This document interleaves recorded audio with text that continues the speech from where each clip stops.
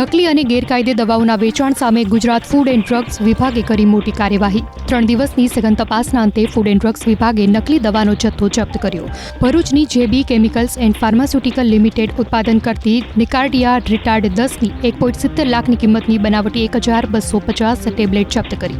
3 દિવસમાં અમદાવાદના 16, ભુજ, જૂનાગઢ અને નડિયાદના 1, સુરતના 2 અને ભાવનગરના 4 મેડિકલ સ્ટોર્સમાં તપાસ કરીને બનાવટી દવાનો જથ્થો જપ્ત કર્યો।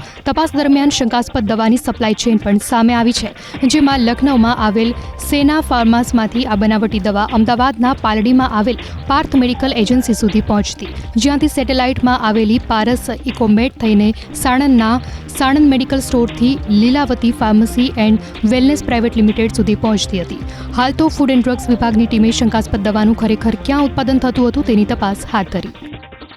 તો એ યુપી અને રાજસ્થાનથી આ લોકો દવા લાવતા હતા, જેનું આજે પોલીસની અંદર એફઆઈઆર અથવા તો જાણવા જોગની ફરિયાદ આપી એનું પગેરું મેળવવા માટે ડ્રગ્સ વિભાગના અમારા અધિકારીઓ સતત ડે નાઇટ કામગીરી કરી રહ્યા છે।